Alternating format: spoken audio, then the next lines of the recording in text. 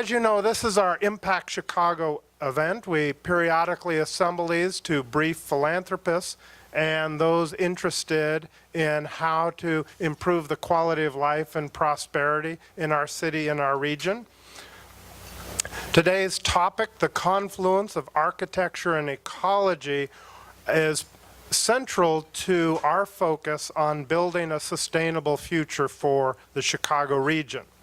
And why this location, in addition to the ambiance, is that this is a Gold LEED certified building, and the restaurant has been awarded LEED Gold certification, the first full-service restaurant in Chicago to receive that prestigious rating.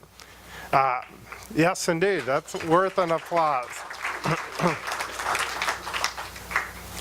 So, the work here builds off of the recently adopted GO-TO 2040 plan that the Chicago Metropolitan Agency for Planning has led, and we're now 2 years into its implementation. Our grant priorities have been built off of that plan for that. We recognize that at the end of the day, we don't have unlimited resources and unlimited energy. Our globe has finite fresh water supplies. Without a leap in technology, we're constrained with our energy resources, and we are moving towards a world population of 9 billion people by the midpoint of this century. So how we support all of that without further degrading our environment and creating increased hardship, particularly for those living in poverty, it's very important that we look at how do we design into the future for that. So today we've got an outstanding panel and moderator who will lead us through a very thought-provoking discussion on the role of architecture in building a more sustainable future. To begin with, I'll introduce Lee Bay, our moderator. Lee Bay is Executive Director of the Chicago Central Area Committee. This is a civic group composed of business and cultural leaders devoted to improving architecture, transportation, cultural life, and urban design in downtown Chicago. Lee is a well-known Chicago writer, lecturer, and critic specializing in architecture and urbanism and the role politics plays in the creation of the built environment. He will then guide our speakers, Gordon Gill of Adrian Smith, Gordon Gill Architecture, and Peter Nicholson of Foresight Design. We're in for a great morning. Lee? Thank you, thank you. Thank you, Terry, and good morning to everyone. And I must say that I'm jealous that you guys are getting a chance to eat. I was yakking, and so therefore I'm hungry now. But I'll make up for it by lunch, no doubt. Thank you, and welcome to what we believe is going to be an exciting and vital discussion about the city and about the region and about what we build and what we build going forward. And in my view, this fits the Trust's mission like a hand in glove because sustainability is a equity issue, and you guys deal with that a lot in the work that you fund and the things that you do. If we can build better, if we plan better, the people in our region live better. And it's an exciting time for this conversation to happen. A decade ago, we may have been talking, the voices in the wilderness or so, but now it's an issue that people are getting and they're understanding. But it's also important and it's key for this topic to be guided in a way, and that we're making sure that our political systems and our construction systems and other things are marching along the same line as well. Because much of what we build, of course, and have built, often fights with the environment. And you know that when your gas bill comes. I know it when mine comes.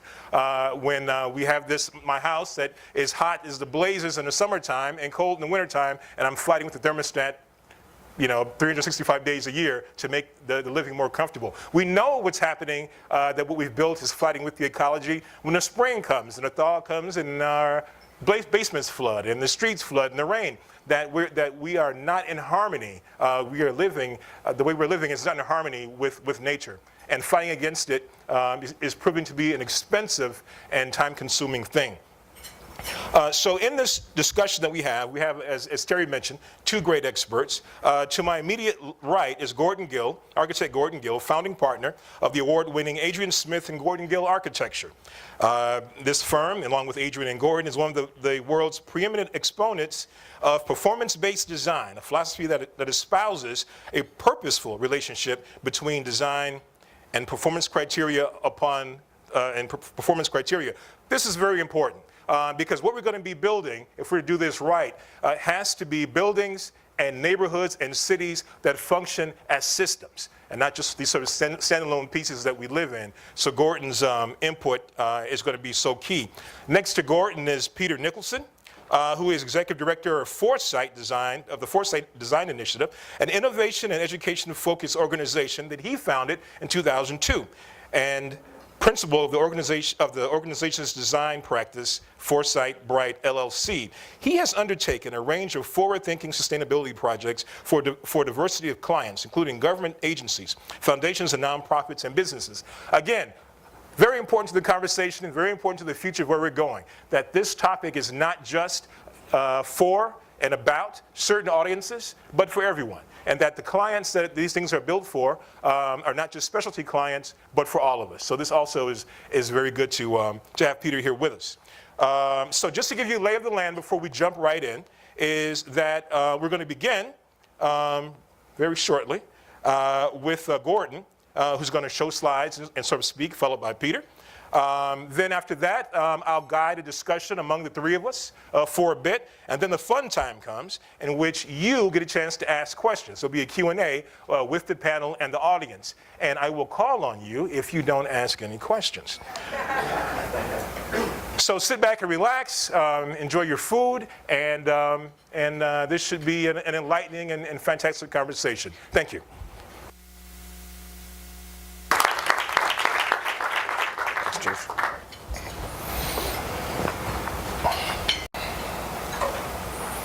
Okay, good morning. Let's see if we're all set here.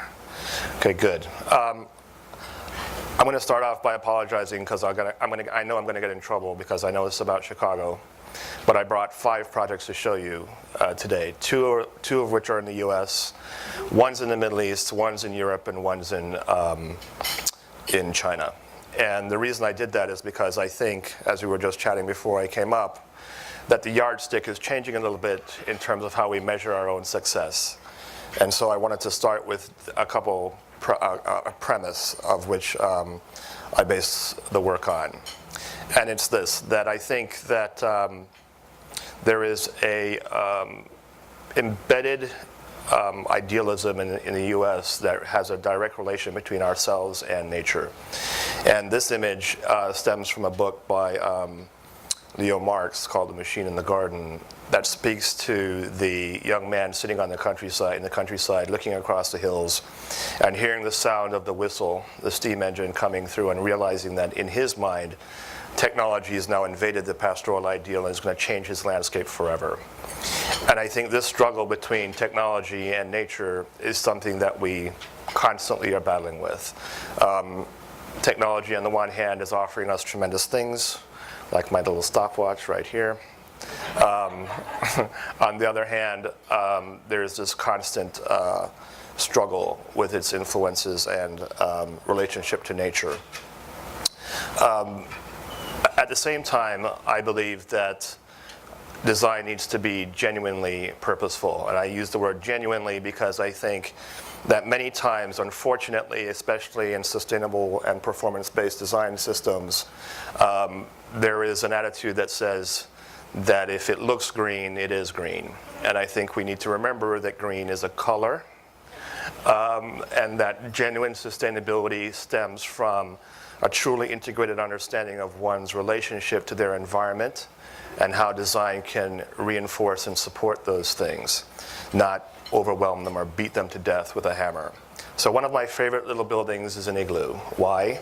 Because its design is intentional, its form is purposeful, it is great from a material standpoint, it is probably the essence of what it needs to be and not much more. And although I understand that in one sense this can be a minimalist approach to architecture, we are not always offered that opportunity. We specifically have designed super tall buildings around the world. We get called on to do all kinds of fantastic projects, which we are extremely grateful for. And so it's incumbent upon ourselves as architects and planners and designers to deal with those solutions in a highly sustainable manner. So I'm going to start with this project, which is the Mazda headquarters building in Abu Dhabi, which we first won the competition in 2006, just when we started our firm, and designed this building to be the world's first large-scale positive energy building. In essence, this building actually creates more energy than it uses on an annual basis.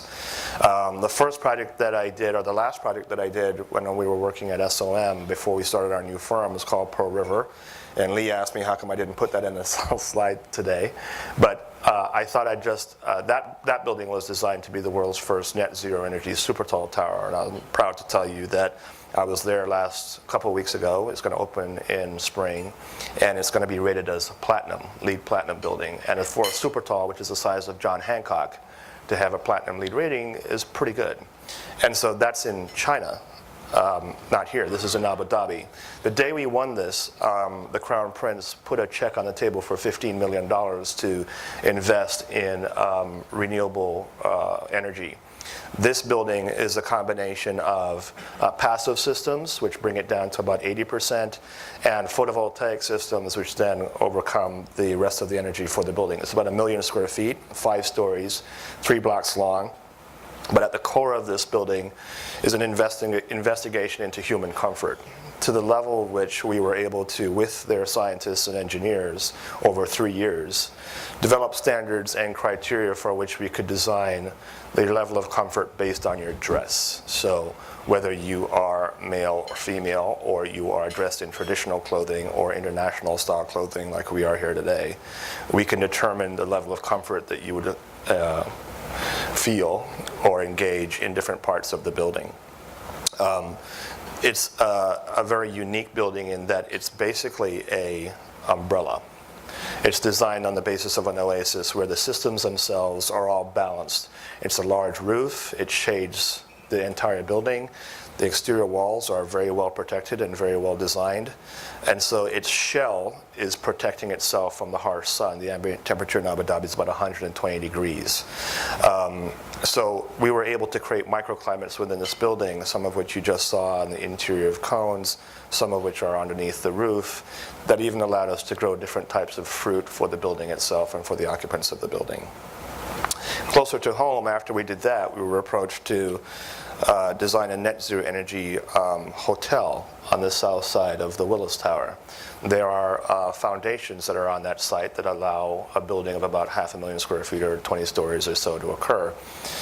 When we looked at this, we actually declined the approach to suggest that we would design a net zero energy hotel, because in this economy, in this climate, it just didn't make sense. However, what we did do was we looked at the existing tower, 4 million square feet, 1976, heat by light, single glazed, and it is prime example of mid-modern architecture that today is not performing at the standards by which new buildings could or existing buildings should.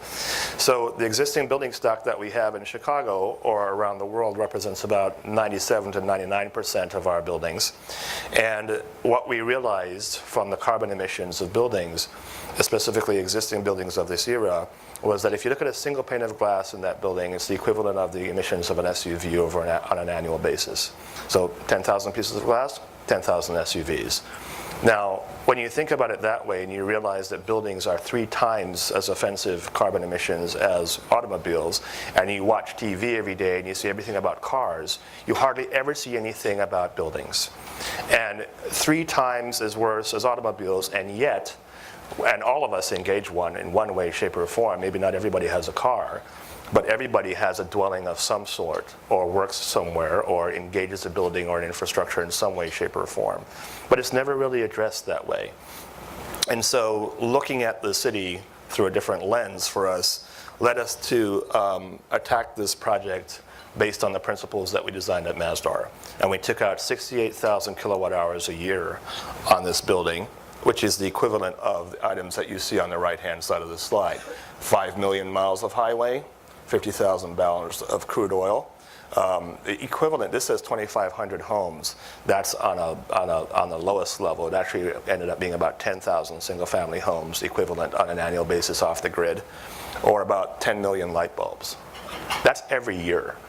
So the nice thing about performance-based architecture is if you understand the principles and how they work together, and you can reduce energy in a significant way, it's constantly recurring on an annual basis, and you are able then to offset relationships. So I'm going to skip over that one and show you this slide. What we did was, because we have one site and one shared source for power, we were able to then suggest that in the daytime, the office would be requiring the primary use of the power that's on site, and at night, the hotel would be the primary user, and we can shift the energy or swing the energy back and forth because it's all shared on one site. I got a call from ComEd and they said, hey, I just want you to know you're going to be upgraded. I see that you're designing something on the south side. We want to talk to you about upgrading the substation that's on site. I said, time out.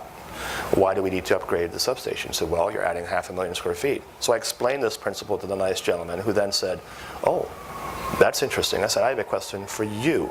The question is, if you can offset or tap into the latent potential of existing building stock in Chicago to the level where you could actually offset or repurpose the energy that's saved in the existing buildings, what would that mean to you in terms of your annual investment for upgrading the infrastructure that you're providing to the city?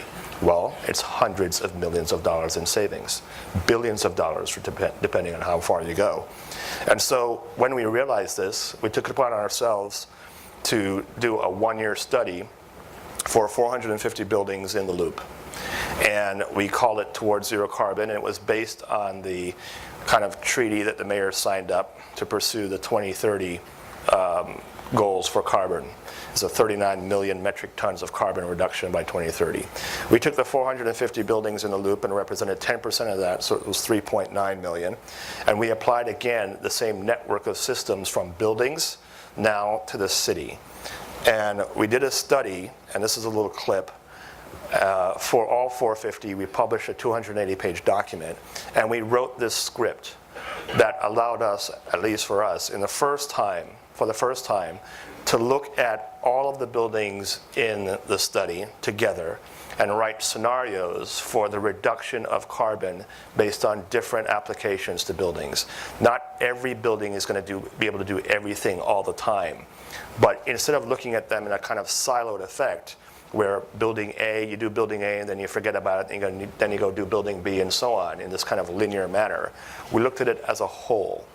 And as a unit, as a bundled approach to looking at an infrastructure and the interrelationships between electricity, gas, water, running scenarios for finances, we could then begin to understand what the investment could be, and what the savings could be, and what the carbon footprint could be. And we're still moving on this project. We're still building this parametric model. In fact, we started a company, an engineering company, a couple years back. There's about 25 guys in there right now. It's headed by Roger Frechette, who moved over from SOM. And we are pursuing not just the scenarios on a bundled approach, but now beginning to understand that if I build a building here, what that impact is on you from a reflective standpoint or from a shadow standpoint, and how those interrelationships are occurring.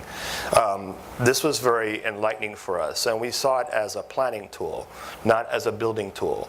We see it as a lens by which to look at planning or master plans of cities and then run those scenarios before you build the buildings. It's nice to go back and do a post-analysis on projects, but it's also nice to look forward and predict what you can do.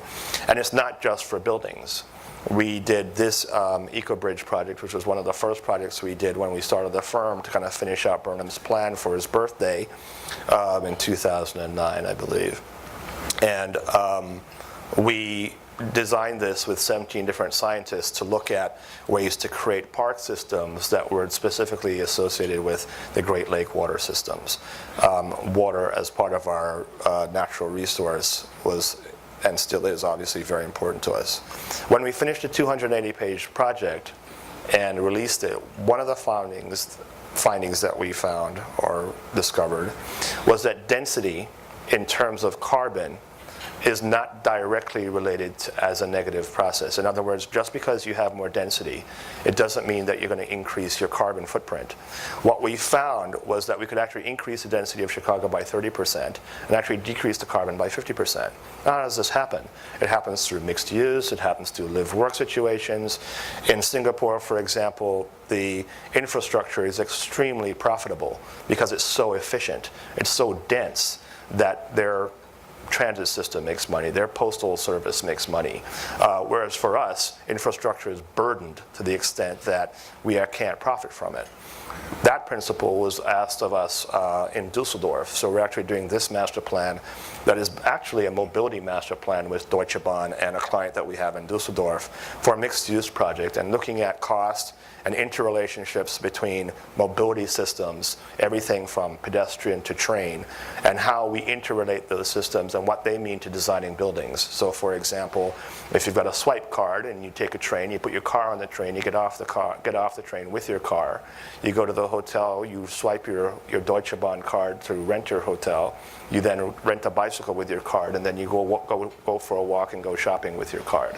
So it's one idea for Deutsche Bahn to kind of infect or interject themselves into all aspects of life, but at the same time creating a network and a system for their users and pedestrians to attack or engage the train system. And I just brought you to show you that this is a huge, massive project that we're working on there, which will continue to develop. There's one here and there's one in Paris, that all of this being, of course, highly sustainable. Their goal is a net zero environment.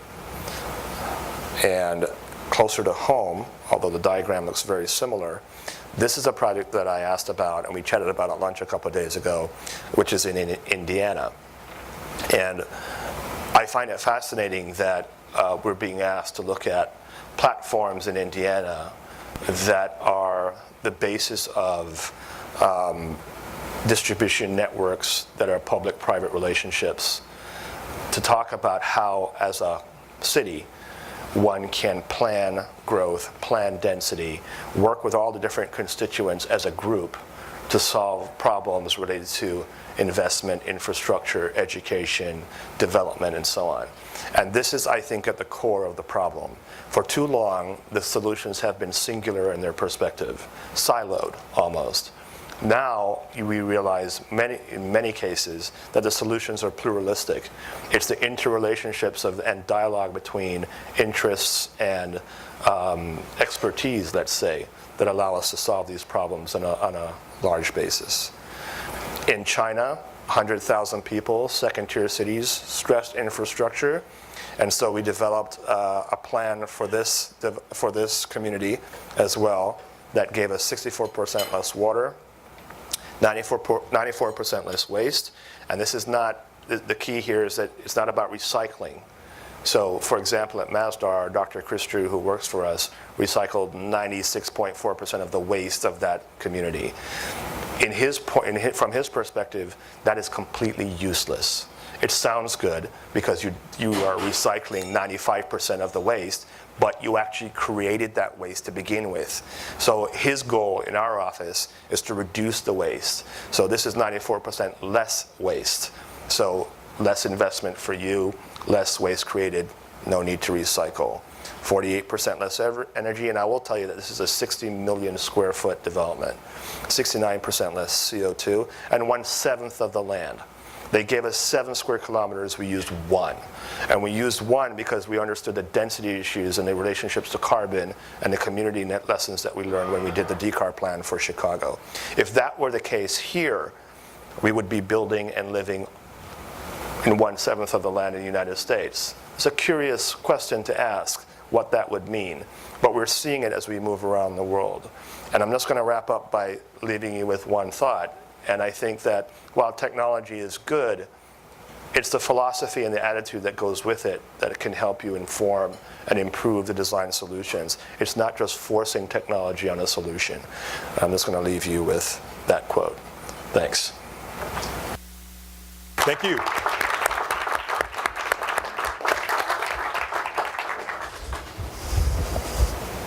Yeah, good. My lavalier is on, and my slides are up. Excellent. Good morning, everybody. It's good to see some friendly faces, and I'm glad there's a barrier between me and some of you over there. You know who you are. Thanks to the Trust for having me. I want to talk a little bit about the people side of this equation. I'm not an architect like my colleagues here. But I've been engaged in many different kinds of design projects and have worked on everything from more sustainable lawns, how to reduce plastic grocery bag use, systems change over land conservation, over the statewide land conservation. And we actually, once upon a time, some of those of you may have remembered, we actually designed a sustainable golf hole, which I don't know if Gordon Gill's up to that kind of challenge. It was a sustainability themed and built miniature golf hole that made money for a foundation. So perhaps someday you can rise to that level, Gordon. Perhaps. Keep working on these buildings and it'll come around, I'm sure. I consider myself a transformation designer. What I'm about is how do we transform our systems and our society to want and demand more of the projects like Gordon talked about. And I want to talk about 3 different kinds of transformation with you in the next 15 minutes. And I mean this in sort of a high-level approach, because after this we're going to have a discussion hopefully about some particular projects and specific things happening here in Chicago. But I wanted to set a set of context. How do we get to more of the vision that Gordon is talking about and doing in different parts of the country here in Chicago? What's the equation?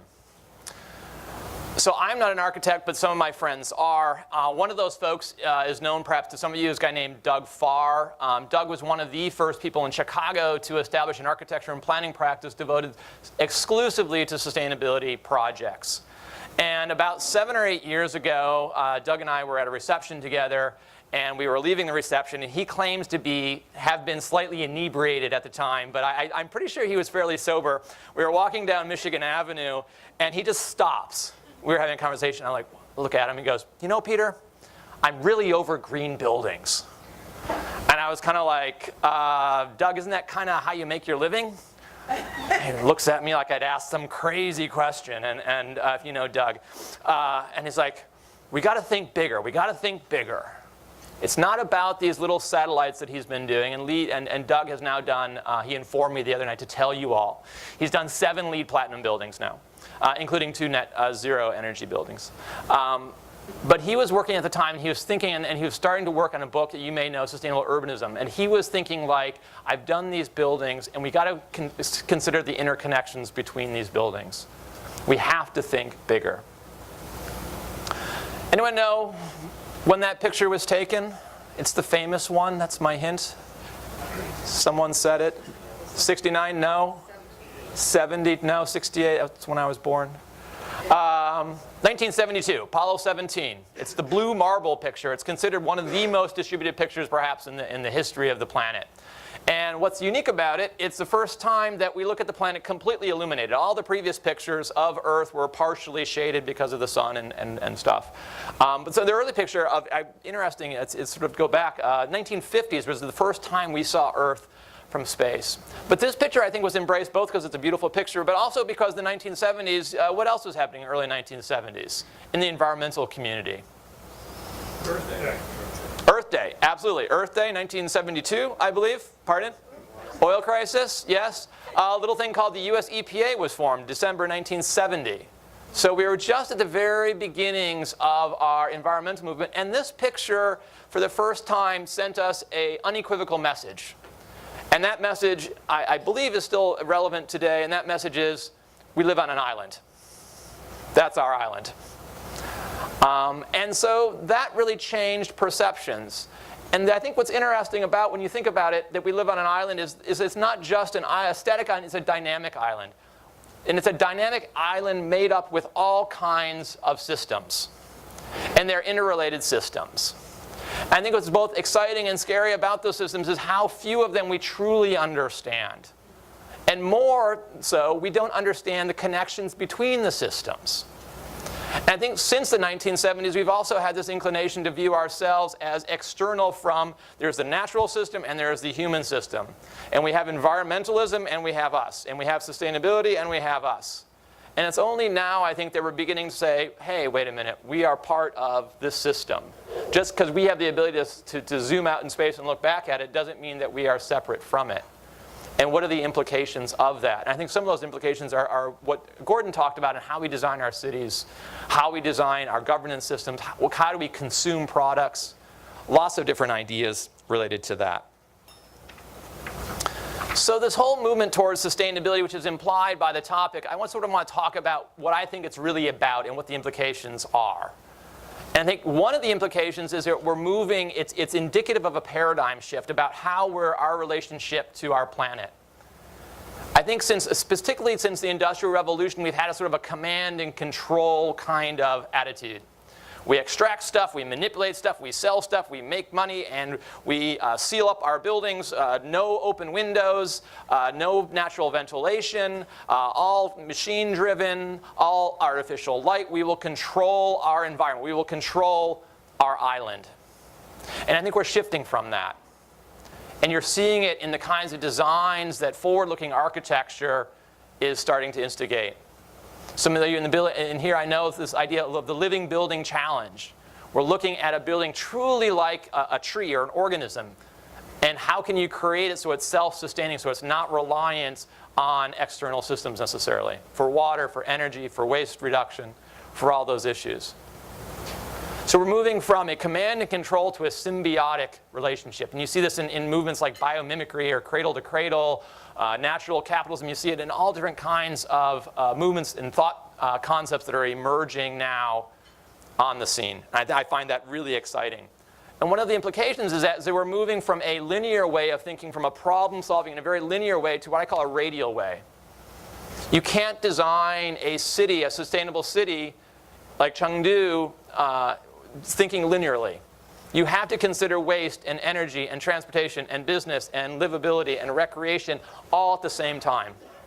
And that's the challenge, I think, of architects that are undertaking these massive projects, is they have to, it's multivariable design projects. And not multivariable design projects anymore in the sense of, will it make money or will it lose money? A sort of single bottom line, but it's a triple bottom line. What is it like to live there and experience there as a person? What is it like what impact is it having on the environment, on our island? So we've added this extra complexity to our design projects. And it has all sorts of implications in terms of education and professional development and collaboration and governance, et cetera. And we can talk about those later. I think we're also moving from an idea of purely technical solutions to what I hopefully call whole brain sustainability. I think right now we're very dominant on technical solutions and we'll create the right systems and the right renewable energy systems, and the solutions will be primarily technical. And we're running up against the limitations of those. We have to combine the technical with the creative to create a vision about where we want to go and how we want to live. I think that's an interesting trend as well. And I think, again, as Gordon sort of pointed out in building on what he said, is we have to solve problems in a different way. We can no longer solve problems in isolation. Rather, we have to understand the context in which those problems exist, whether those problems are new buildings, whether those problems are plastic grocery bags, whether those problems are how we get to and from work. We have to understand those in the context of the systems and understand the systems that comprise our little island here in the universe. Thinking and acting in systems, I would say, is fundamental to this movement to greater sustainability. It's not going to happen any other way. Ecology is fundamentally a system, and we have to start thinking in systems. And the challenge of that is that our brains are not necessarily wired to do that. Folks who deal with complex problems, urban planners, architects, yes, their brains are used to that. And Gordon was talking about a project they did with the city, and there were 7 transportation plans, and they had to put them all up on the wall. 14. And they were unrelated to one another. And they were trying to solve for, integrate those and solve for all of those different variables. I think that was Aaron's fault. Aaron's responsible. He's right there. You can blame him later for those. We have to think in systems. Thinking in systems is a great start.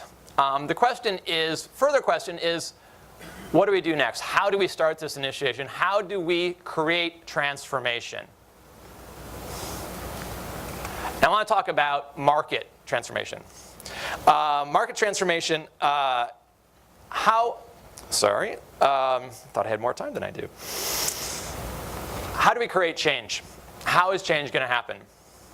I had an intern once do a study because I was curious about this question and look at all significant sort of social change in the United States over time and ask the question, did any of that social change happen without some sort of tangible threat? We couldn't find anything. The challenge of climate change and all the related issues, to me, is not a technical challenge, it's a cultural challenge. How are we going to create the cultural shift here? We have the ability, we have the technology, we have the knowledge, we know how to do it, we know what to do, we know where to go. How do we create the will and the urgency? How do we design urgency to get there? Another story. When I first getting into this business, I met with a senior executive at a large advertising firm downtown. And she must have taken me as a tree hugger or something. I didn't mean to be very aggressive. I didn't think I was being very aggressive, but she kept getting more worked up because I kept asking about, just innocently, I thought, asking questions like, do you recycle here? What about energy use? And she's finally got a little flustered and said, look, we will do those things when our clients ask us to. And that was a really important lesson, because what that taught me is there are drivers to change. And instead of focusing on the change, perhaps we need to focus on the drivers. The irony of the story several years later is this was one of their clients. This is now one of my clients, McDonald's. And the reason I sort of showed this little artistic picture is because McDonald's is undergoing a transformation. Anyone know why? Why is McDonald's embracing sustainability? You haven't heard about it yet. You will, trust me. Why? Anyone have an idea? Clients? Yeah, a little bit. Saving money? Yeah. McDonald's is doing it for survival.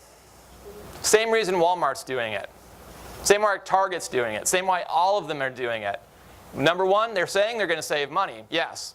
But they're saving their brand.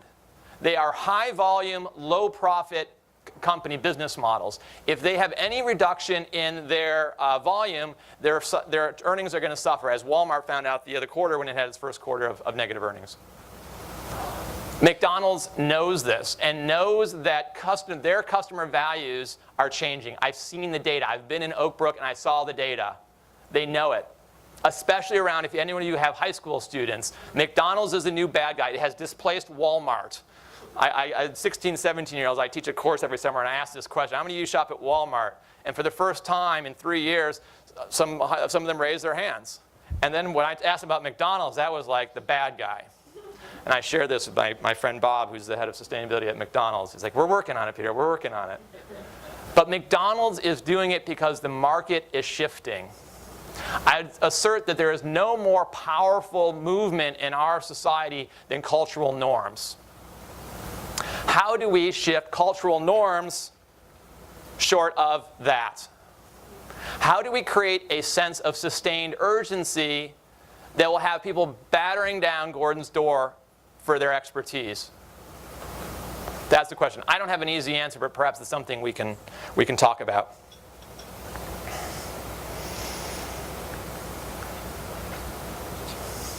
Last story I want to share with you. A friend of mine used to work for a Brazilian bank, and their headquarters had several thousand people working in it, and he was one of the sustainability people there.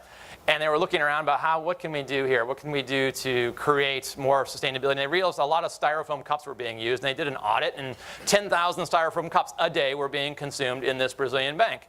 And they took this up, thought it'd be an easy win. Let's go to the president, a very progressive guy, and they said, okay, we're consuming 10,000 cups here. And we want to buy everyone a mug and eliminate the styrofoam cups. And the president paused and thought about it for a second. He goes, okay, buy the mugs, but keep the styrofoam cups. And my friend was like, what? That sort of defeats the purpose. And the president said, no, it doesn't. I want people to know why they're making a choice to use the mug. And I think that's a really interesting story, especially when we're talking about transformation and how transformation is going to happen. Transformation is going to happen not by individual examples. Those are great. We need those examples. They show the way. But transformation is going to happen by mass awareness, by us realizing why we're recycling, or why better recycling, why we're not consuming in the first place, why we're making these decisions that we are, as opposed to just having them imposed on us.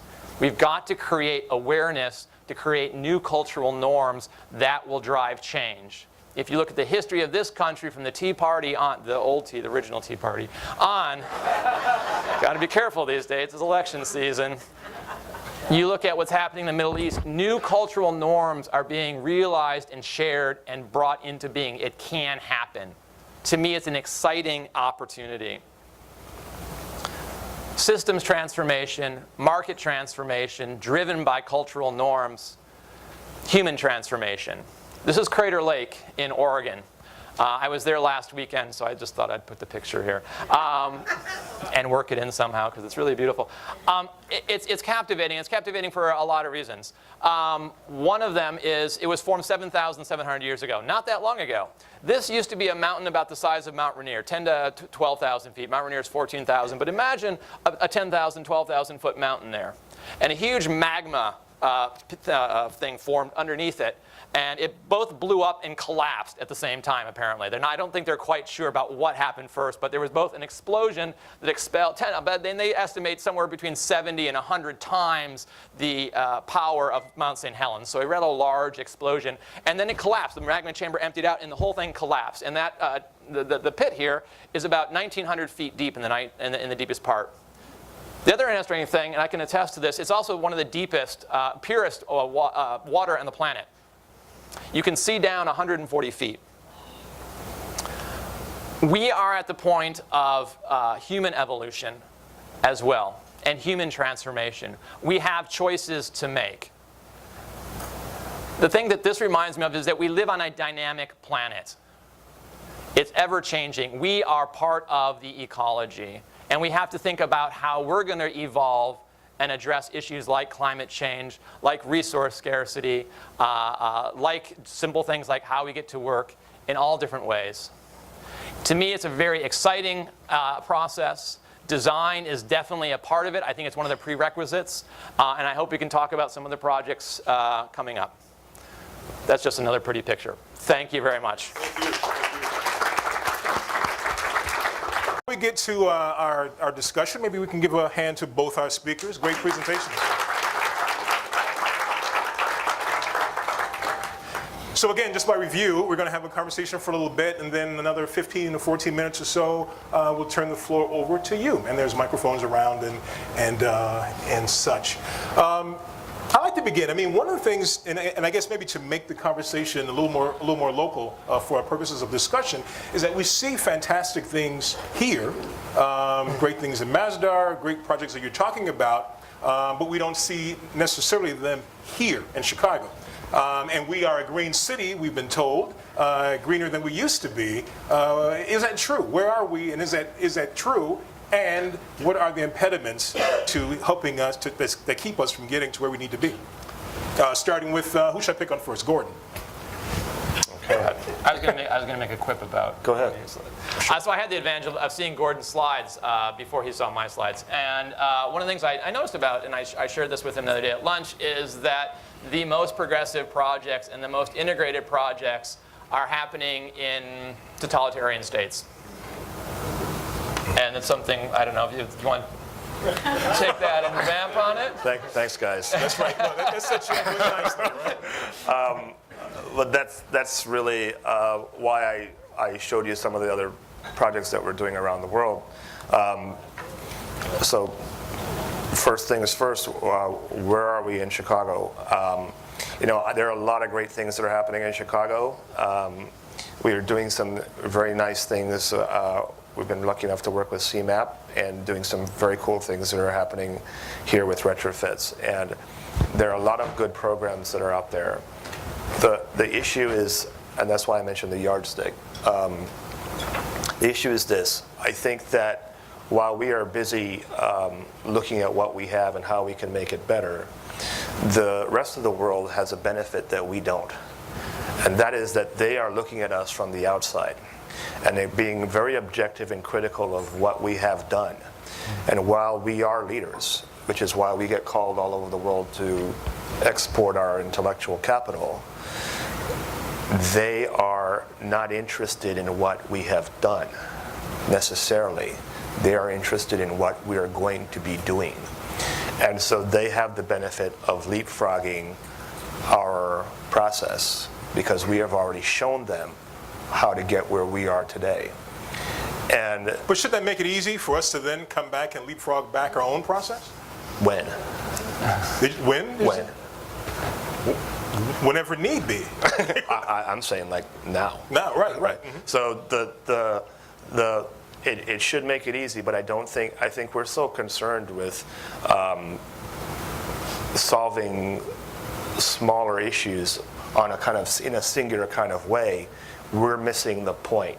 And if I could, I'll just tell you one quick story. Sure. I mentioned this at lunch the other day. We got called to look at a plan for Rome. And it was, what do you do? So, don't touch it. So we're in Rome, and we're sitting there. We have the headsets on, and it's being translated. And the deputy mayor is there, and a couple folks from Germany are there. The Netherlands are there, and I thought we were called just to be poked fun at because we were the only Americans in the room. So they start talking, and you realize that they're not talking about solving like buildings or how to clean up their streets or how to live, work. They live, work. They have a history far beyond where we are. This is what they kind of said in a nutshell. They said, we liken the platform of integration between systems to things like the space race, to things like telecommunications networks, wars, where Silicon Valley owns the intellectual capital that drives, the invention of iPhone, cellular. And they said that together, the EU needs to own that platform. Well, when was the last time you heard anybody in the United States say, we need to own that platform?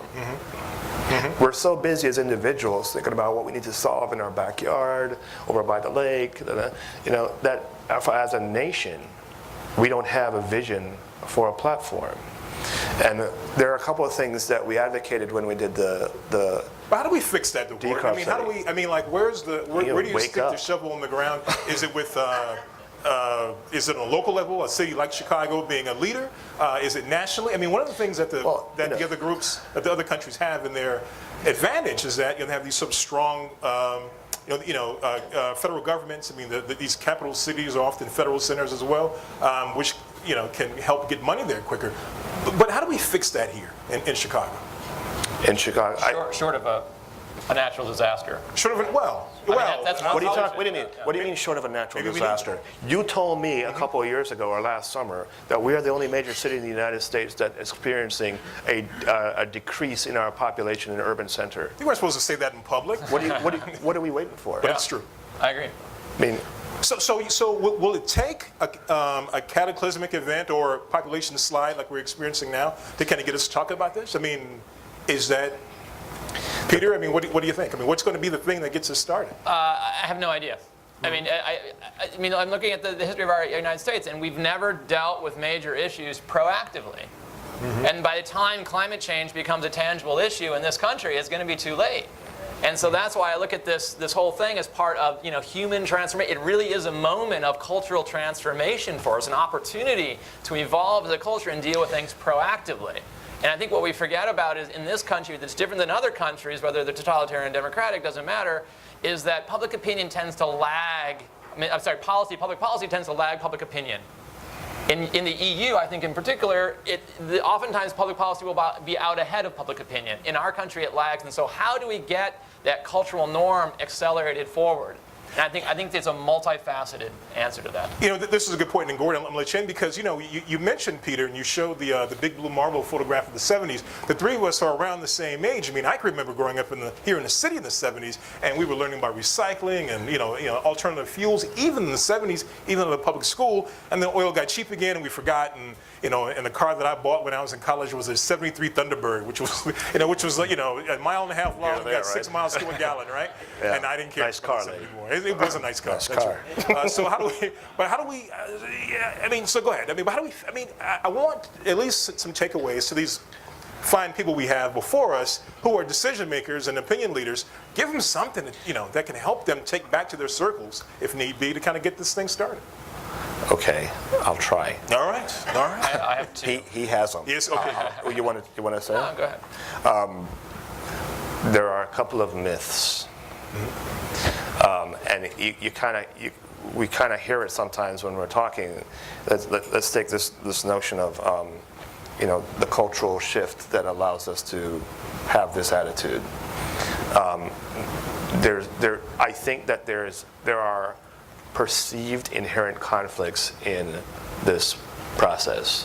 One is that being the social conscience is in conflict with the economics. That if you're making money, that's not good. You have to have a social conscience, and it's not just about the bottom line. Guess what? Being green, forget about the color for a minute, but being sustainable, it is economic. It is an economy. It does make economic sense. And it's not about putting a whole bunch of money out there to figure out where to spend it to make something green. It's actually about tapping into what we already have and saving the money and reinvesting it elsewhere. That's what we're doing. We don't tell people that you need to give me a bucket load of money to do your building. Masdar costs the same per square foot as a U.S. Post Office building. That I heard from a guy from the U.S. Post Office. So how is that possible? How is it possible that you can build the world's most sustainable building, positive energy building, at the same price as a U.S. Post Office? Post office cost that much? This is what I was told. That's the story, right? That's the shocker, right? And the real question is, why does a post office cost that much? And there's a whole litany of reasons why it costs that much. We don't have to invent anything. We have it. So let's go back a bit, and we got about 4 minutes before we get to the audience participation section. Tell me about the Sears Tower, Willis Tower, Sears Tower project.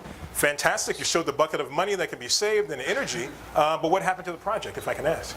The client started to do small things on that project, but didn't get the wholesale hit. And the reason they didn't do that is because at the time, they were looking for an operator for the hotel. And so they didn't want to push the hotel until they got this. But they have been doing things in the building little by little. To me, to back up a little bit, Sure. there's three barriers I think that we're facing. And in two of these, I borrow from Peter Senge, if people know, great systems thinker, leader, and to transformation. One is fear, and the other is habit. And I'll add my third, which is risk, is that we tend to be risk adverse, we tend to fear change, and we tend to be installed in our habits. And I would say the more resources that we have, the greater the inclination to stasis. And so how do we overcome those three issues? So Yeah. I'll confess, Lynn knows this in the back. I'm from Toronto. Grew up in Canada. I'm a Canadian. I came I here. left all my Canadian I jokes came at here. There's one right here. I came here because of the culture of the United States. I live here. I've been here for 20 years. We have 4 kids here because of the culture of When did the United States become risk averse? Well, this is the magic what question. happened? Yeah, we became afraid. I mean, I When? I must say, about 2 years ago, I watched a documentary on the space race, and I was just fascinated what these guys could do. We're not risk averse. with nothing. We're not risk averse. So we're just nervous. So, but the point. So how do we fix that? Education, number one.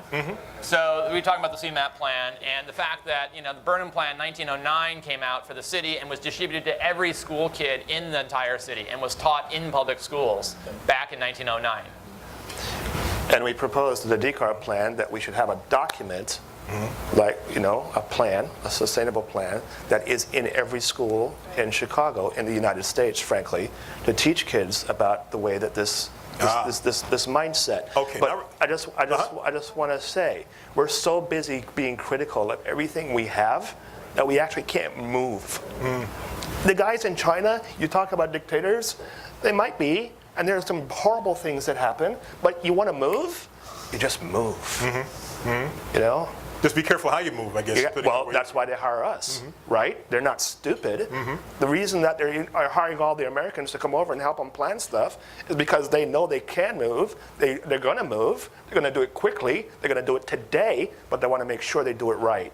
Why do you think they hire us? The day will come when they don't need to hire us anymore. And I asked my partners, what are you going to say when we go over? And the guy says, it's all right, we're good. Yeah. We got another Then minute. what are you going to say? We got another minute before we go to the audience. So it sounds like we got some takeaways that are kind of shaping. Being able to get some kind of document in the schools, educating the next generation. One of the funny things about Chicago is that one of the readers of the Burnham Plan was Richard J. Daley, who obviously was informed by that when he became mayor, half century later. So getting something to the young people. Yes, that's good. But also, can we? I don't want to get too Go partisan out in and this, do though. But something. but should we? But these are kind of things that maybe we should remember at the ballot box. I'm not saying that to endorse any candidate in any race at all. There's more than one candidate running? Yeah, well, last I checked at least. But it seems a little, because one of the systems that has to change probably might be a political system. And again, I'm not talking about necessarily, revolution, unless it leads to that. No, we need a revolution. But something has to. We have to, the climate change, the fact that we haven't done nothing around climate change for the last 3 years since Waxman-Markey bill got pushed down.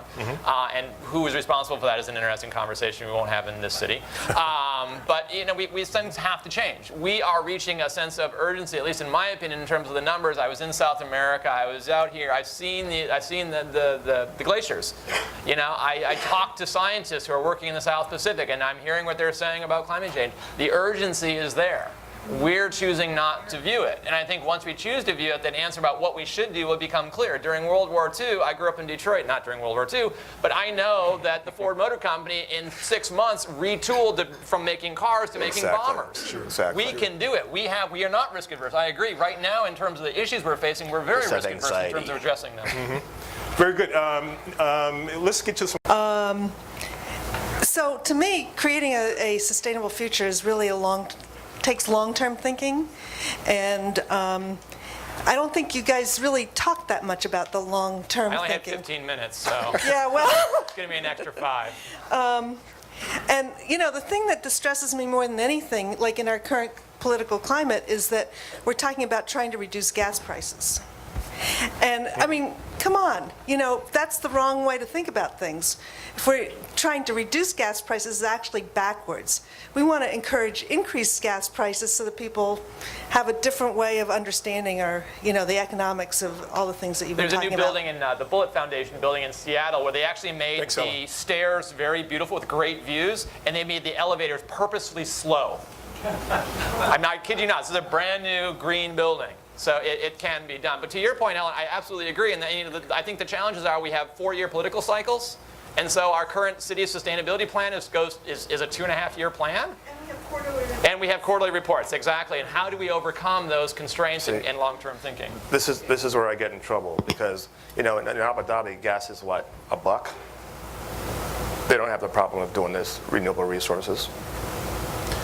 Well, that's an interesting question because, and we'll get to Lynn in the back. So gas It's is got $1, nothing to do with it. and they have all the oil in the Listen, world. the guy with all the oil is the one who's investing in all the renewable resources. Why? Because he understands that energy is power. You don't have to have high gas prices to do it. Just go do it.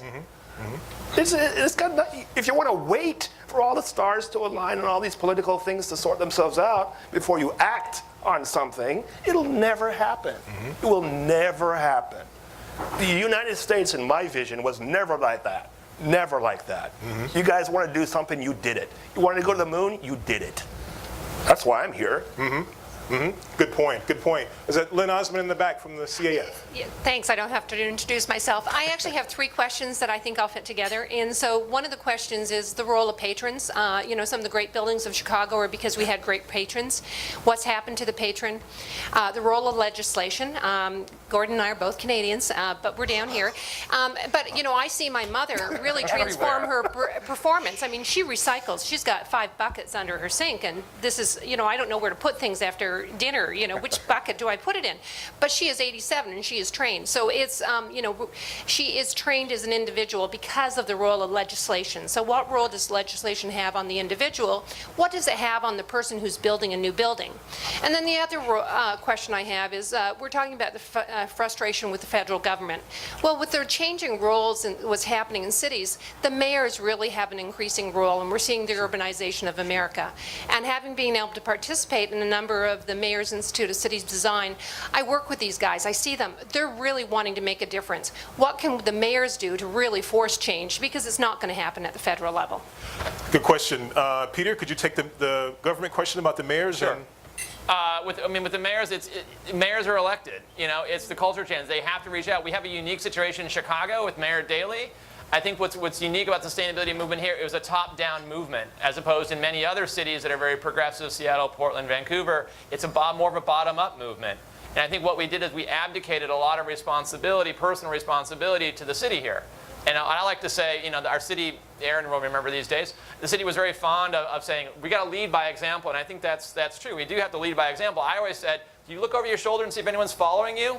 Because the city has led by example in many ways, and very exemplary so, but it really hasn't engaged the public in terms of the process of what is this all about, how is this going to make a better city?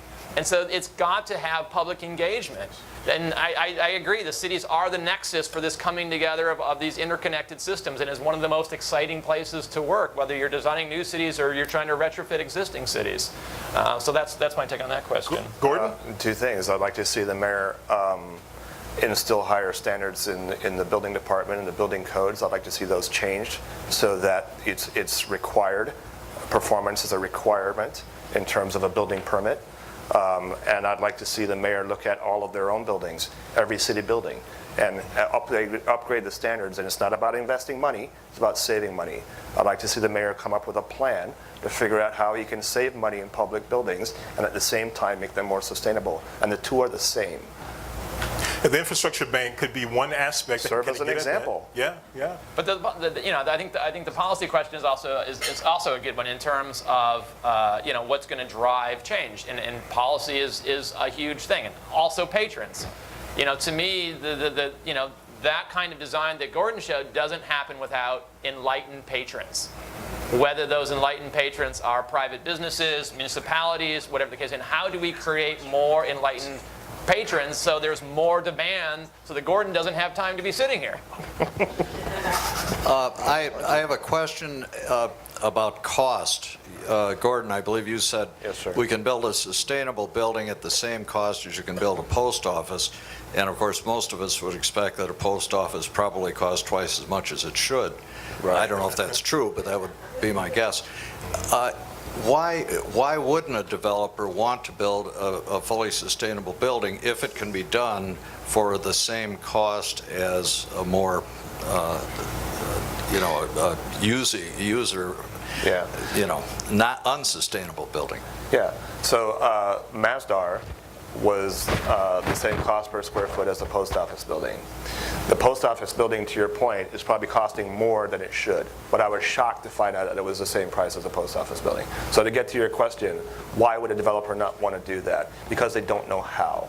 One of the problems that happens with this kind of design is that it's seen as an application. It's seen as an added-on approach. So because they think of building a conventional way, and then they come up and figure out the capital cost issues, and then they want to apply it now to make it green, that's wrong. It's the life cycle analysis that leads to the solution and the investment that makes sense. And if you don't design the building that way to start, you'll never get there because you're constantly chasing the rabbit down the hole. And I think that, you're looking at buildings that are 30%, 40% more efficient beyond ASHRAE 0.1, no hit. You're looking at a building that's net zero or positive, you're going to get a premium today.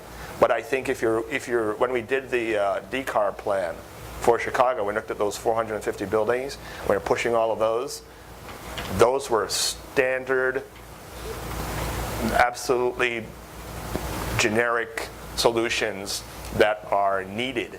Upgrading equipment, upgrading exterior walls that are leaking, lighting issues that can wait for 35% of your office, mixed use strategies. There was no PV photovoltaic solutions for the buildings themselves, but we did find that to get to the goal of the 2030 challenge, the 3.9 million metric tons, there's about a 15 or 20% renewable energy required.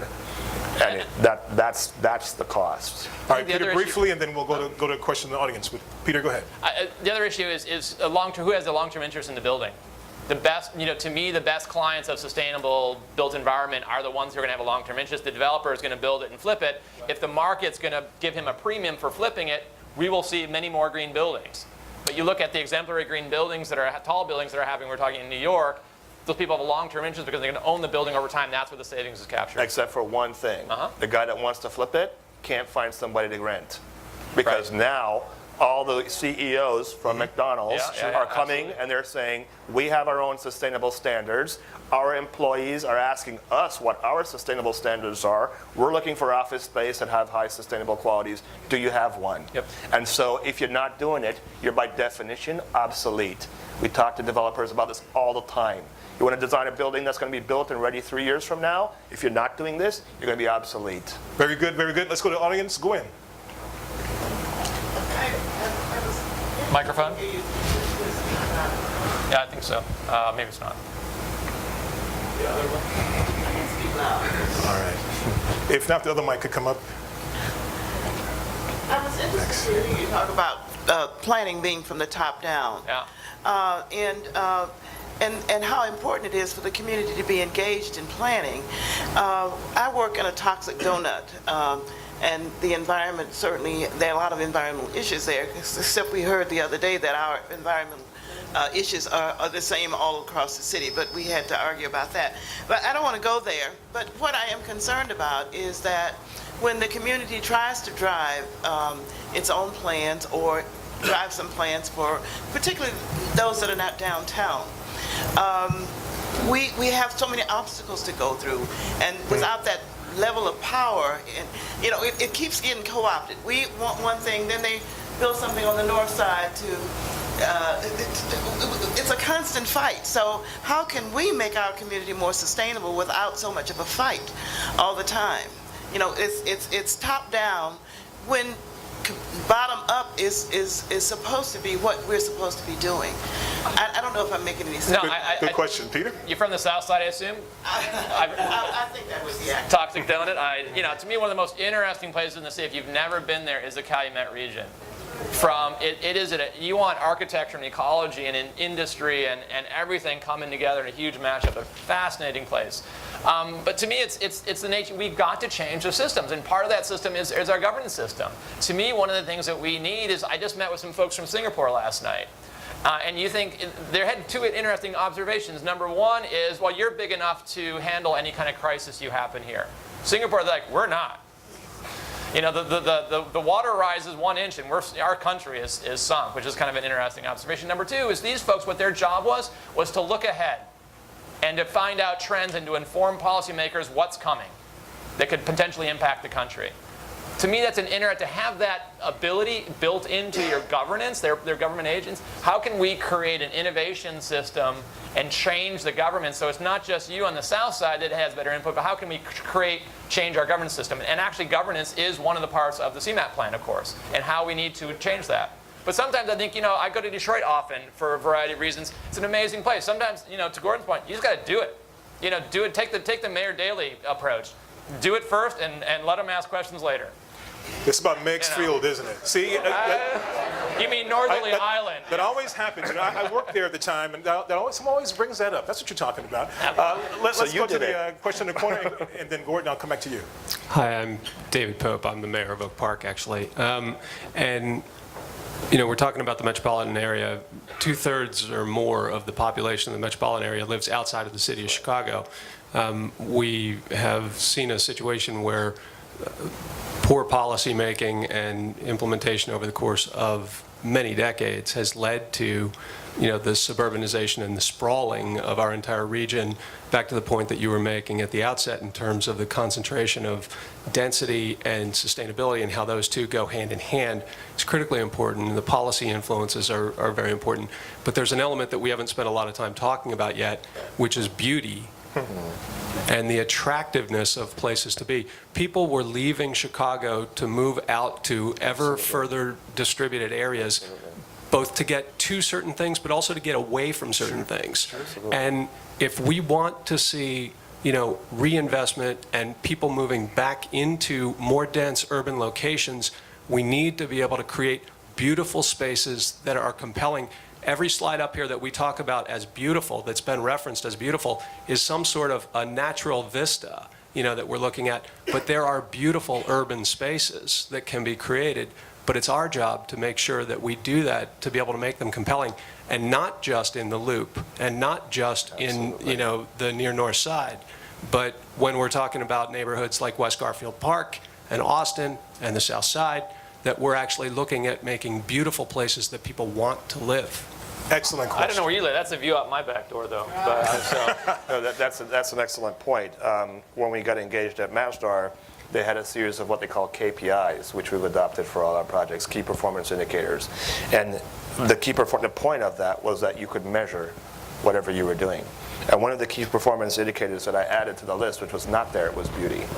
And it's hard to measure, right? But it is absolutely a fact that regardless of what we say, if it's not beautiful, it's not gonna. No one's gonna want to live there. No one's gonna want to do it. If you've got 11,000 or 14,000 people, if you've got 11 or 14, there are 11,000 people per square mile in Oak Park. There are 14,000 people per square mile in the city of Chicago. Right. If you think about it just based on density, you can actually spend more money per square mile on your public spaces in very dense areas because Absolutely. they're going to get utilized, and you can use high-quality materials, you can use high-quality design in places that become really compelling, but you need policy leadership that does that. I mean, GO2 2040 certainly supports this. There are other policy initiatives that want to help advance this, but we've got countervailing policy indicators here in our region and in our state and nationally that mitigate against this, and we need leadership to be able to help turn those things around. Good point. We've got about 3 more minutes before this section ends. But you know, and at Oak Park, I lived there for 12 years and came back recently. It's amazing what's been done to Lake Street and how density, which was something of a bad word when I left a decade ago, is a good thing. And do we struggle with that? I mean, because, you know, to build the things that we're talking about here takes the love, or at least acceptance of density, which sometimes we conflate with being congestion. Right. We struggle with it because, again, there are these preconceptions about a word like density, that it automatically means congestion.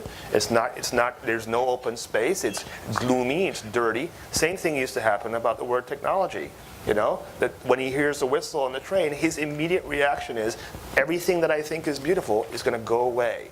And you know, in some cases it was true. And so it's a horrible, horrible struggle. And I think part of the reason that people move out and move away is because, as you said, they're searching for this beauty, this quality of life, this comfort. And it has a lot to do with open space, because we are never going to walk away from our natural settings. We're never going to extract that from our consciousness of what we consider to be beautiful. And so in my mind, it's not this argument about building versus nature. It is about the building is nature. It is one in the same thing. Excellent. If we can't make that to work out together, then we're just going to keep chasing each other. We've got about 1 minute left. I want to at least squeeze in another question before we go. before I go at least. Gary Kineen, Seven Two Generations more, all Ahead. right, two then, two. We'll try to get two in. Gary Kineen, Seven Generations Ahead. So we have CMAP, we have this amazing regional plan, we have the Metropolitan Mayor's Caucus, we have beginning to see individual communities, municipalities, multiple institutions engaged in sustainability planning. And then there still seems to be, though, this disconnection. It still feels to me like we don't have all of the leadership around the table that's trying to figure out how we deal with a regional sustainability plan and make sure that it can get implemented on individual local levels. And, you know, and that's going to incorporate, I think, both bottom-up planning and engagement, but also top-down leadership and engagement. And I think that the structures are in place here, but there's, to the points earlier, I think there's something that, steps that have not been taken. I'd love to hear a response to that question. To me, we're still siloed. I mean, we're still operating in government silo, private sector silo, nonprofit silo, et cetera. And the only time, there's rare occasions that we come together, either at an event like the other week when the sustainability plan was released. But CMAP's, 2040 plan is a great plan, but where's the private sector in that plan? I know that plan very well. There's very little, there's lots of implications for the private sector, but where was the private sector in getting engaged and being invested in that? And where was the private sector when the city's sustainability plan was released 2 weeks ago? I was at the luncheon with the mayor, and I looked around, and there were very few private sector people there, except with people who had a specific relationship to the plan. So we're not engaging, and what we need to do in terms of when I talk about systems transformation, so some of the companies are doing this, Alcoa is doing this, or the Sustainable Apparel Coalition is doing this, it's called how do you get the system in the room? And it's a really hard thing to do because everyone has competing agendas and everyone has competing timelines and we want this and we want that. But you got to get the system in the room in some way, even a metaphorical way. And I don't think we've done that yet because, in my opinion, we need a common thread. Or a dictator, as yeah, we Gordon might do. want, I mean, right? we don't have enough compulsion to overcome our barriers, those things that separate Chicago from Oak Park or Forsyth from Seven Generations Ahead or whatever the case may be, to come into the room. I've tried here in Chicago with a bunch of different kind of working groups, and they all eventually fall apart because there's not a compelling interest. We've got 1 minute left, probably less than. Please respond, Gordon. I want to get the young lady's question It's here. the common thread. I think it's the common thread. I think very rarely do people in a room that have their own interests, and they should have their own interests because that's what their jobs are, understand what the interrelationships are between what they're doing and what you're doing. You know, I might have an idea about something, you have an idea about something, but rarely are we able to kind of shed that armor and understand that I can actually do something that might be able to help you, and you might be able to be doing something that I can benefit from, and that between the two of us, we can probably figure this out and make it good for everybody in the room. And it's that's why, I mean, obviously we're obviously biased, but that's why design is so important, because you cannot solve a design problem unless you are looking at multiple facets of a problem instead of just one. Excellent point. Last question. Jamie Philippi with the Trust. You mentioned that oftentimes the ownership of a building has an influence over whether people are willing to make changes in those buildings. So with universities and colleges across the country, where the ownership stays the same forever, can you speak to what universities and colleges are doing, particularly given student pressure? And if you could do it briefly, it would be doubly appreciated. I went to Oberlin College and it has one of the most sustainable, so Oberlin's totally on board, but it's in a small town in Ohio. But do you do much university? I think it's one of the most, Loyola, Aaron from Loyola where's Aaron? He was here a second ago. He's a sustainability coordinator at Loyola. They're doing great things with their buildings. University of Chicago is looking at their buildings. Northwest, everyone's looking at it, specifically from an energy point of view. But the student pressure is, and that's the generation that's going to push it. And that gives me hope working with the younger people because they have it's a cultural norm with them.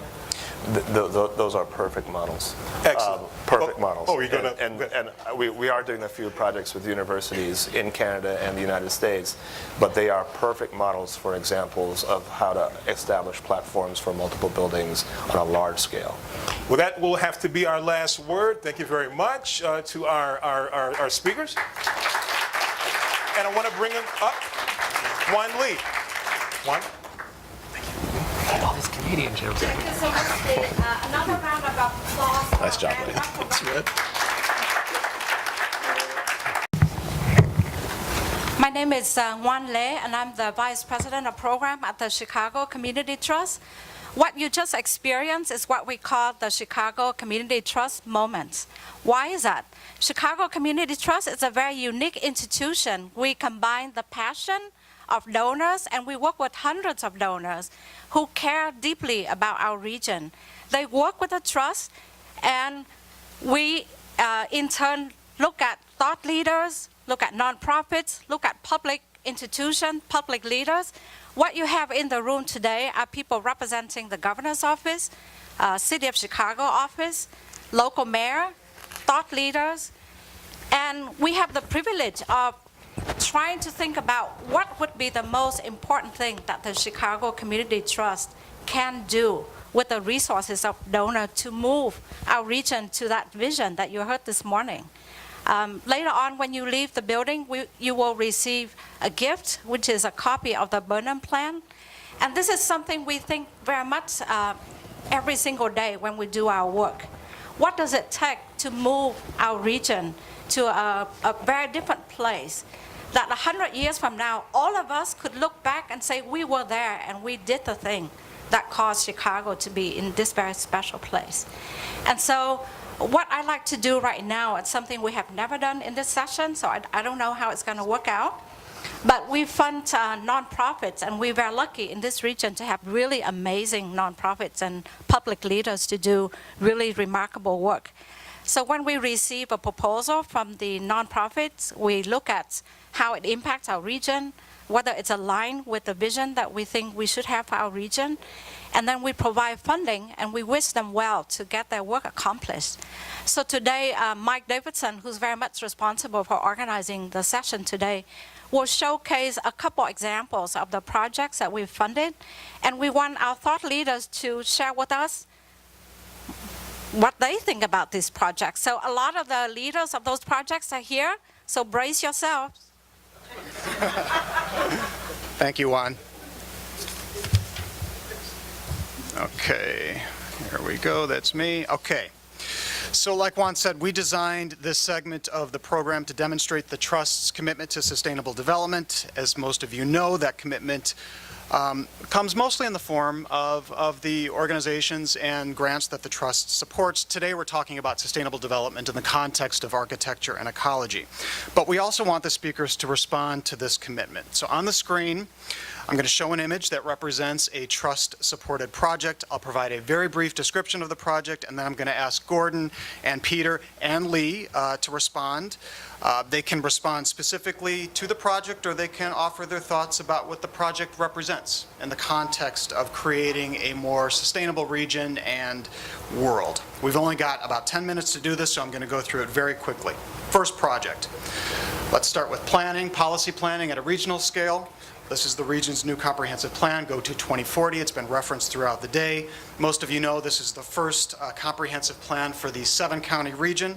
The plan provides a framework for local governments to do great local planning, but it also allows regional leaders to plan for issues that are inherently regional, like transportation networks, air quality, water supply. The plan is organized into 4 sections. We've heard some of them referenced today: livable communities, human capital, efficient governance, and regional mobility. So my question to you guys is, why do we have to think and act regionally to achieve local sustainability? What is the importance of regional planning? Interconnected systems.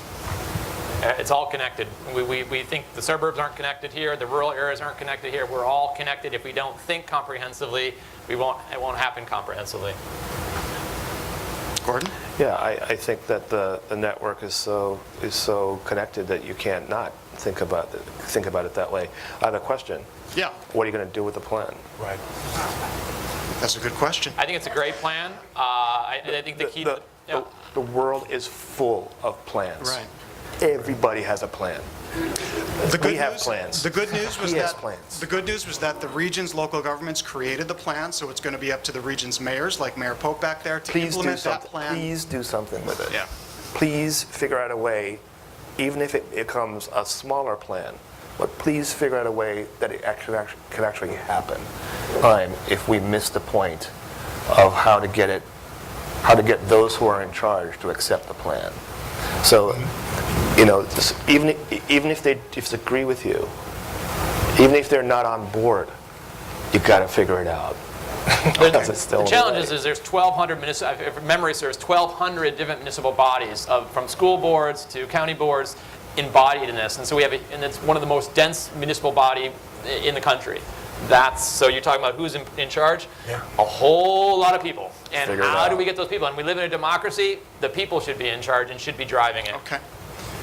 Speaking of democracies, let's go to local planning. The City of Chicago's new sustainability plan, which is entitled Sustainable Chicago 2015.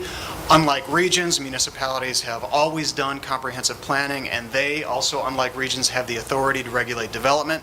Today, we're finding that more and more long-range municipal plans are aggressively addressing modern-day realities like climate change and local food systems.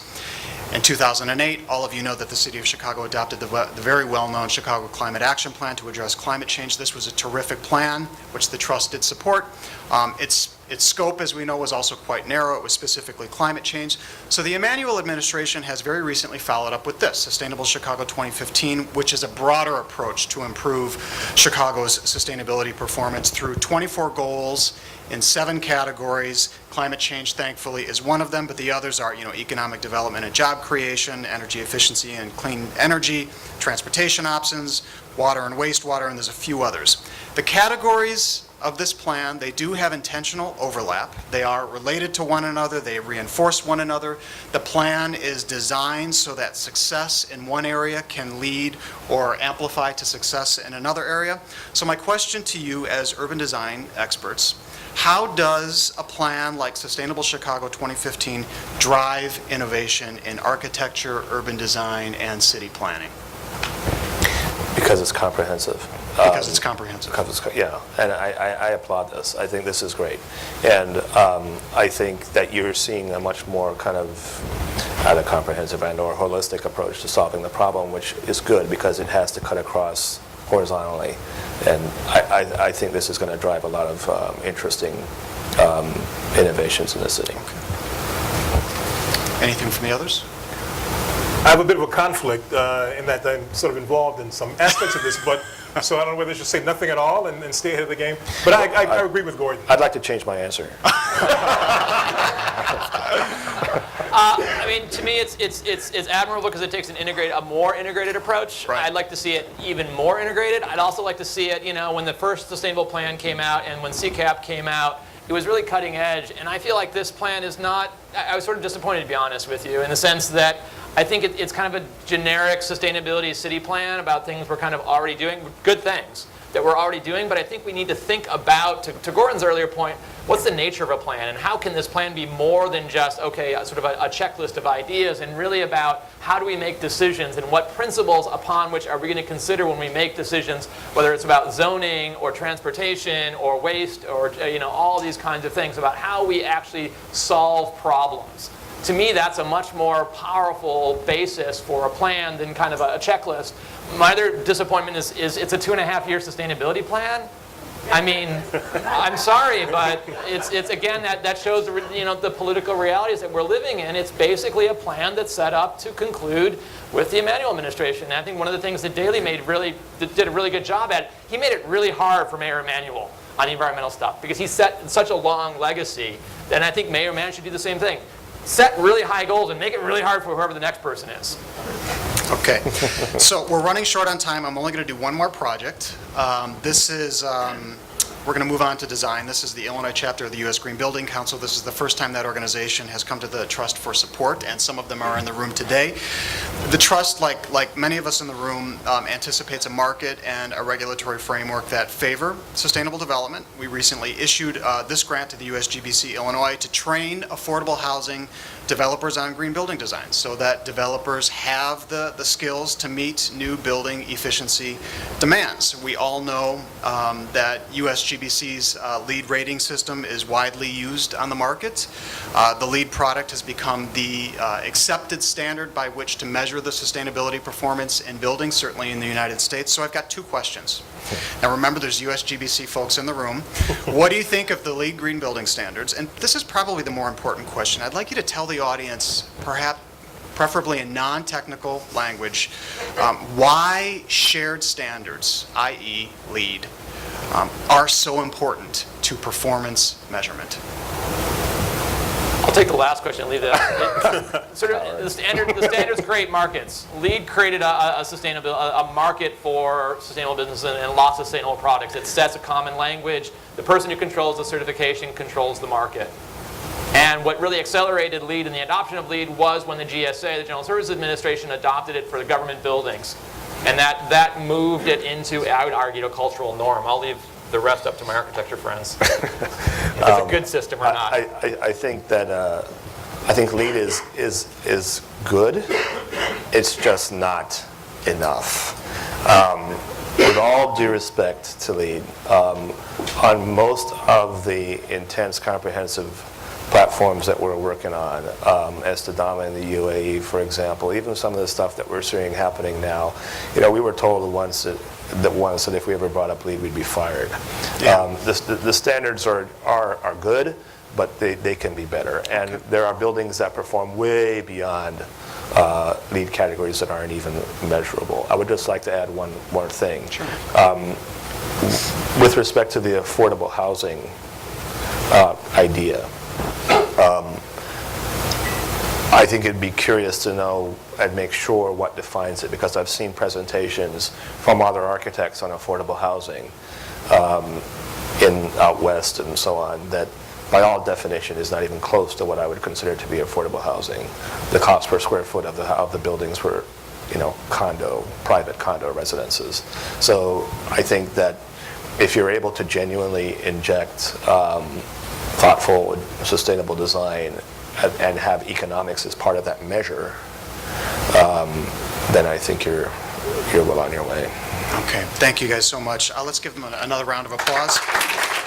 So before Terry closes out the program, I'm going to invite Randy Zweiban. He's the owner and chef here at the restaurant, and he's just going to talk for just a minute or two about some of the sustainability features of this terrific restaurant. Well, thank you. It was really, really wonderful to have you here today.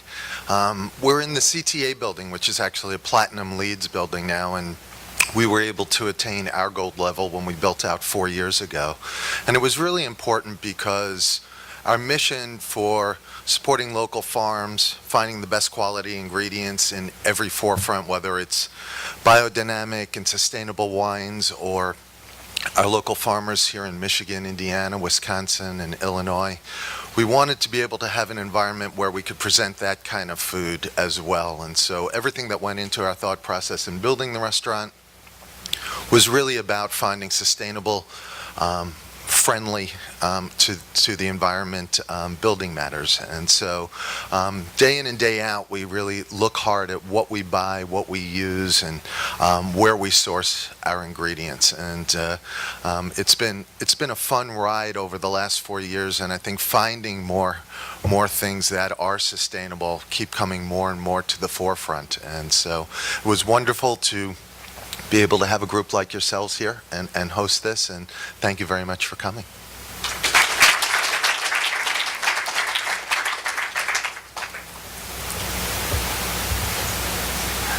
Thank you, Randy, for being such a great host. I've had the benefit of using this space a couple of times for great dinner meetings. This private room back here works great for those of you who are doing that, but the food is phenomenal. Dinner food here, and we're actually paying to use this space. We're not being paid to make that announcement and advertisement on their behalf. A key theme, two key themes that we've heard today, it's about connection and integration. The Chicago Community Trust is the sum total of those of you who partner with us with your donations. We have then the capacity and reach to engage these really powerful, far-seeing nonprofits that are about the business of creating a high quality of life and prosperity inclusive of all of the residents of this magnificent region of the United States and of the globe. So what we ask, our call to action here is let's put the themes of connection and integration to action. And I encourage you to look at where we're providing funding. You've seen some of those snapshots here that Michael has put out. We've got in the materials, there's a list of the organizations that we're supporting, that we're very high on, that are engaged in this type of work in the back of your handout. So if you're looking for ways of how to leverage and maximize the impact of your contributions to make a difference, I invite you to partner with us in that regard, as well as just reach out for ideas that you have. We do not have a monopoly on the market of great ideas and smart thinking about these things, but we've clearly had the challenge put forward about the sort of massive change we need to be about as a city, as a region, and as a country. We can all play a role. I thank you all for your interest and engagement. It's been great to have breakfast with you. Thank you very much.